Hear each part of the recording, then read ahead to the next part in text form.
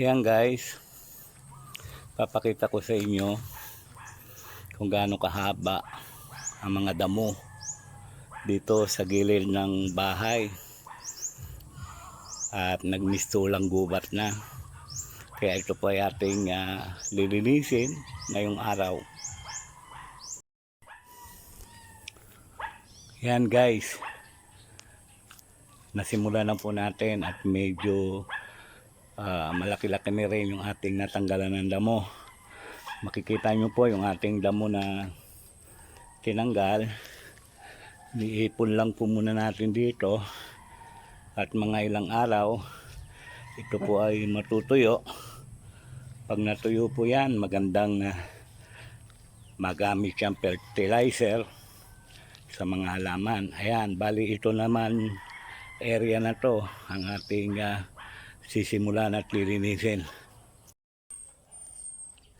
Yan mga guys, malinis na rin po dito sa lugar na to. Mapapansin nyo, meron pong mga damo na hindi po natin mabunot, katulad nito na mahirap nang bunutin. Kailangan po dito ay meron tayong itak na pantatabas. Ito, katulad po nito, hindi na siya mabunot, no? At ito po, dito sa area na to, ito po yung susunod. Pero hihinto muna natin kasi itong matataas na damo na to, hindi po makukuha sa bunot ito. Puro puno na po siya, no? Kaya kailangan po ay meron tayong pantabas. At doon naman sa area na yon, hindi rin natin magalaw dahil ayan, oh, punong-puno ng bulaklak yung ampalaya. Sariwa yung mga dahon, kaya hindi po pwedeng patayin. Kaya hanggang dito muna ito. Bukas tutuloy natin. Total mainit na ang panahon, sikat ng araw. At heto pa, yan, lilinisin din po natin yan. Yan, hanggang sa yun, yung mga basura na yun, kailangan nating mailagay sa sako para yan ay maitapon ng maayos. Ayan po, yan. Kaya bukas po ito naman ang ating tatrabahuin bukas ng umaga. Yan, yung area na yan. So far, malinis na yon. Ayan, mapapansin nyo, lahat ng binunot kong damo ay nakatumpok. Sabi ko nga, ito ay aking papatuyuin. At pag natuyo yan, ay magandang fertilizer ng halaman. Ayan, dito naman po sa area na to, sa gawing kanan, sa tabi ng bakod. Yan po naman ang sitwasyon dyan. Kaya kailangan malinis. Actually, may kausap akong maglilinis nito. Sabi, magme-message pagka libre na siya. Pag natapos na daw yung kanyang nililinis, sobra na po lago. Kaya kailangan ng linisin. Kaya wala naman din gagawa, kundi ako, sinimulan ko na.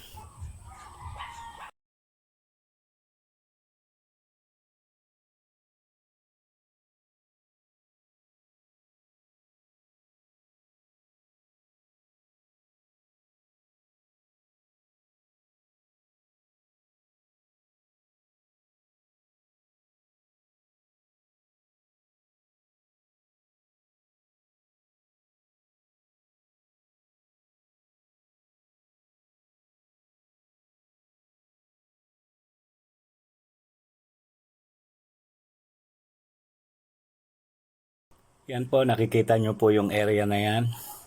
Yan po ang area ng aking activity sa umagang ito. Para ito ay linisin, tanggalin ang mga damo. Makikita nyo po, ayan po ang inyong kasamahan na naglilinis. Iniisa-isa po natin bunutin yung mga damo para po maging malinis yung kapaligiran natin. Ayan, mapapansin nyo ay malinis na po itong area na to at makikita nyo yung mga binunot kong damo ay inipon ko muna, nakatumpok upang matuyo. Pag natuyo, magagamit pong fertilizer. Good morning guys. 7:30 AM. Tutuloy po natin yung paglilinis dito. Ito po yung nilinis natin kahapon. Kahapon ay nakatumpok yung mga binunot kong damo. Ngayon ay pinagsama-sama ko na para pag natuyo, kakalat natin dyan. At parang maganda kung tataniman ko yan. Pagka inalis ko yung mga kalakal doon, ay maganda kung mataniman ko yan ng gulay. Ano po? So ayan, yung damo dito na mahirap tanggalin, sabi ko kahapon, ay natanggal ko na ngayon. Kaya ito, yung area na to, ito yung sinabi ko kahapon na tatabawin natin, gagawin natin. At ito po yung sisimula natin ngayon. At mamaya papakita ko sa inyo yung resulta kapag malinis na. Yan, dahil nga matigas at mahirap bunutin itong mga damo, ay gagamitan po natin ng kutsilyo. Isa-isa natin huhukayin yung ugat, yung pinakaugat ng damo, para madali natin siyang matanggal. Ayan, ito yung mga natanggal kong damo doon. Ayan, medyo okay na, yung malaki-laki na rin yung natanggal, yung matataas na damo. Ayan, so nakakapagod din at mainit na ulit yung araw. Total, may in-order naman ako sa online na pang tabas niyan. Siguro bukas ma-deliver na yon. Antayin ko na lang bago ko yan, para matapos ko yan. Ayan o, hanggang doon pa yan mga kaibigan, hanggang doon pa yan o.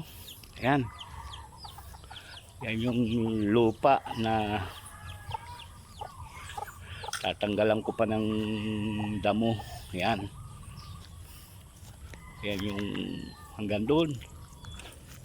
Ayan o, malawak yan. Kaya pagdating siguro nung in-order ko na pantabas, mas madali nang matabas yan, mga damo na yan. Yan, problema kasi may mga ampalaya, may mga patola na tumubo. So ayan, kaya bukas yan, pag dumating yung in-order natin sa online na pang tabas ng damo at mga halamang ligaw, ayun pa oh, sa may tabing bakod. Kung 1 linggo lang sigurong gawa, gagawin ko yan. Sige po, marami pong salamat. Pahinga na po muna tayo. Yan, kailangan ko pong tawagin yung kalakal para makuha na niya yung mga nakatambak na yan. Lilinisin din yan. Ayun nga oh, nakadikit sa pader. May halaman ng tumubo ng mataas doon sa pader, parang Christmas tree. Yan, sige po, marami pong salamat. Hanggang sa susunod po. God bless.